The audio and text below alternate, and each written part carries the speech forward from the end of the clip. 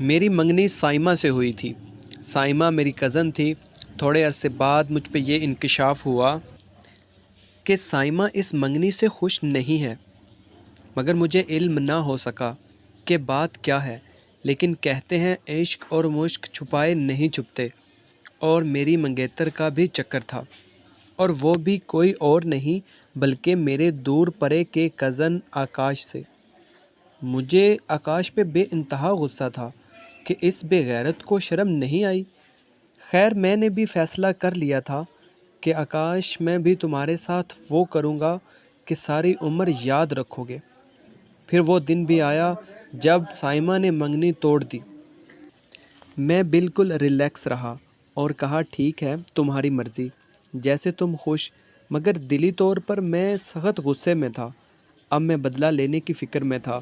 میں آکاش کے گھر جانے لگا اور آکاش کی بہن جو سب سے خوبصورت تھی اس کو اپنی محبت کے چکر میں لانے لگا۔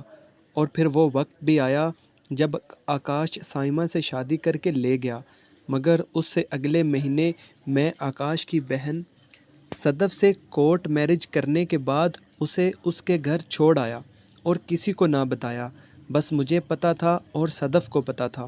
پھر میں نے اپنا رشتہ بھیجا مگر ان لوگوں نے منع کر دیا۔ پھر میں نے انہیں فون کر کے کہا کہ میں شادی کر چکا ہوں، اب عزت سے رشتہ قبول کر لو ورنہ میں عدالت سے رجوع کر کے صدف کو لے جاؤں گا۔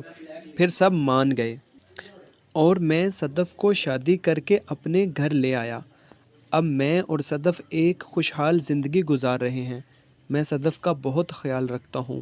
بے شک میں نے انتقام میں کیا تھا سب، مگر جو بھی تھا صدف اب میری بیوی ہے۔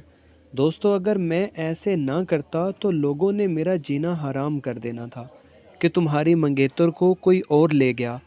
کیسے بے غیرت ہو تم، ہمارا ماحول ایسا ہی تھا۔ اب بتائیں میں نے صدف کو استعمال کر کے ٹھیک کیا یا غلط؟